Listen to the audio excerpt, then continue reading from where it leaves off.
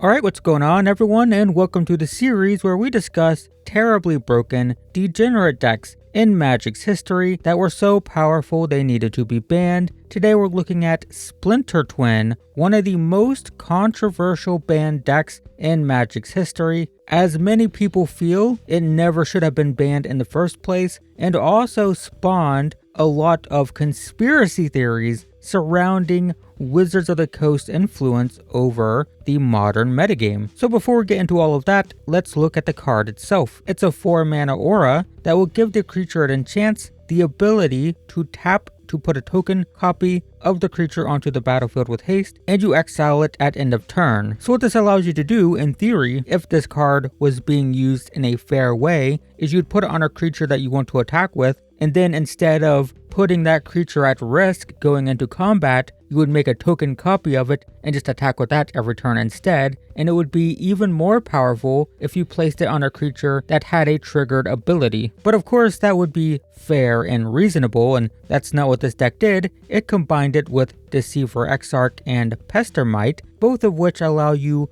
to tap or untap a permanent when they enter, and they both combo infinitely with Splinter Twin. So if you enchanted Exarch, for example, you would tap it, you would create a token copy of Exarch, which when it enters can untap the original, which you now tap to create a token copy of itself, which enters and untaps the original, which can now tap to make another, so on and so forth. So Splinter Twin on an Exarch or Pestermite allows you to create an unlimited number of copies that have haste and can attack right away. So it essentially wins the game on the spot, provided that you can attack. Many decks also played Kiki Jiki Mirror Breaker, which just adds redundancy as it works as extra copies of Splinter Twin. It has haste and it can tap to create tokens, so it allows you to combo infinitely once again with Pestermite and Deceiver Exarch. It costs 1 mana extra and it has a lot of red pips, so it's a little bit clunky, but many decks ran a couple of these to increase the likelihood that it could combo off. Also note Flash, allowing you to hold up counter spells on turn 3, then flash it in at end of turn. That way you could combo off on turn 4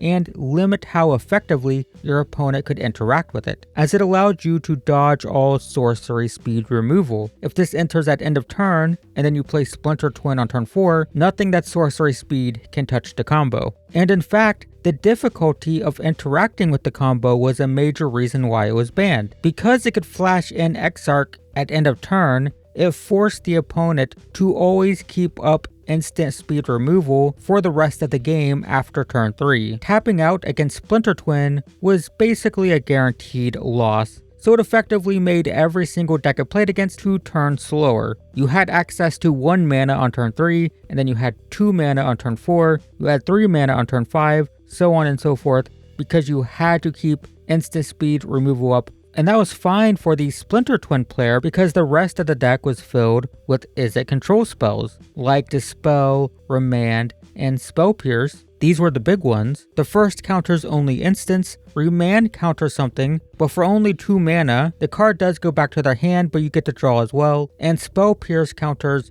non-creatures if the opponent doesn't pay 2. So the reason these particular counter spells were played is how efficient they were at countering the cards that could interact with the combo. Remember that instant speed removal was critical to interact with Splinter Twin, so Dispel basically guaranteed that it could protect your combo for just 1 mana. Remand gave the card back, sure, but as we talked about, players were so pinched on mana trying to play their cards while also holding up removal that a lot of times they just couldn't recast the spell anyway. And the same is true for Spell Pierce. Holding up 2 mana for instant speed removal the entire game was bad enough, but you also had to keep an extra 2 for the counterspell, which basically made it impossible for you to actually play the game. You basically had to completely stop playing Magic and hold up instant speed interaction for the combo for the rest of the game, and if you tapped mana for anything, it potentially cost you the game, so it basically forced you to just stop. That's perfect for a combo control deck, because that just means it has more time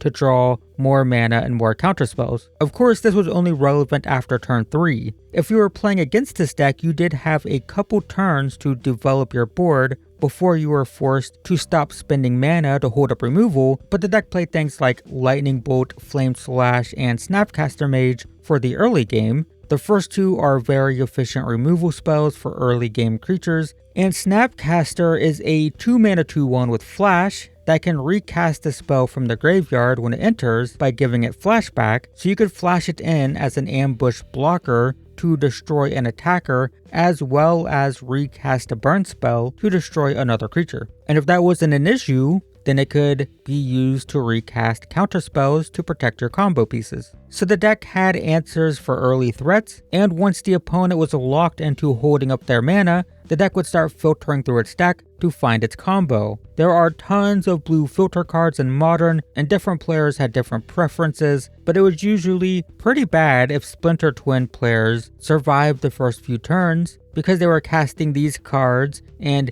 you couldn't even be sure if it was safe to spend your mana because they were searching for their combo, or if they had their combo and they were just searching for more counter spells. So yeah, the deck was kind of miserable to play against, just because you kind of couldn't play without risking losing if you spent mana on anything. So on January 18th, 2016, Wizards of the Coast announced that Splinter Twin would be banned, which, as I mentioned at the beginning of this video, would become one of the most controversial bans in Magic for two main reasons. The first was that the deck wasn't super dominant in Modern. I mean, it was good, but even in the ban announcement, they say the deck won 2 of 4 Pro Tours, and that's pretty good. And it was also in the top 8 of the last 6 GPs in a row, right? So 6 Grand Prix go by, and every single one has a Splinter Twin deck in it. Again, that's good, but like, is it insane, right? Is it broken? Because bear in mind, it was in the top 8 of 6 GPs. It wasn't winning 6 GPs. And considering how broken some of the banned decks in this series have been, I mean, just a quick comparison, here's the metagame leading up to the Splinter Twin ban. And there's a lot of different names, but I'll highlight them. You know, we see a lot of Splinter Twin, and here's a look at Eldrazi Winter, and that's what a broken metagame looks like. And this is where the conspiracy theory begins, because Splinter Twin was banned on January 18th of 2016, and Oath of the Gatewatch was released 4 days later on January 22nd. And if you don't understand the significance of that, I recommend checking out my Eldrazi Winter video. It was the first video in this banned deck series, but the shortened version is Oath of the Gatewatch would lead to one of the most broken metagames in Magic's history. I know that's hyperbolic, but the numbers don't lie. I mean, few decks have been as dominant as the Eldrazi decks. In the 2 to 3 months that they were legal in Modern, it was a disaster. So while it's true that Splinter Twin decks were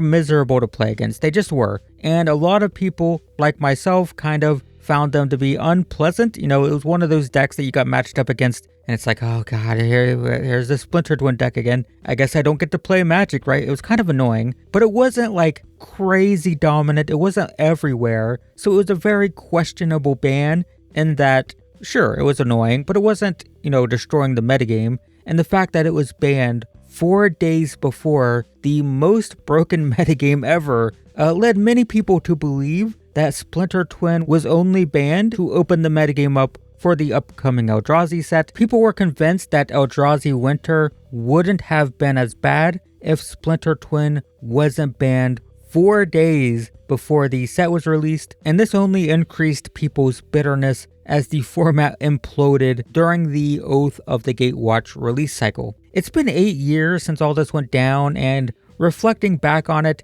I think it's pretty clear that Eldrazi Winter would have been completely unaffected by Splinter Twin. But man, that is some unfortunate timing. I mean, 4 days. It's pretty crazy, and that just led to a lot of speculation that Wizards of the Coast was only banning Splinter Twin to allow Eldrazi to thrive. And yeah, this is why, still to this day, people argue that Splinter Twin never should have been banned. It is one of the most discussed cards when discussing cards that should be unbanned. And I will say that the deck was quite miserable to play against, and it really stifled your ability to just build decks or even play the game. The requirement of needing to hold up your mana for the rest of the game after turn 3 was a pretty huge damper on the game, and it made it kind of just not very fun to play. But is that justification for keeping it banned? Is it even good enough in the era of Modern Horizons? If it was unbanned, would it even be playable? And these are questions that people will continue to ask, I assume indefinitely.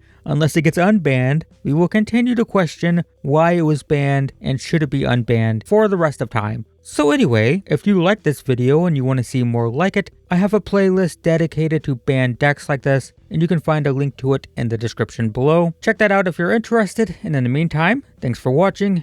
I hope this was interesting, and I will see you in the next one.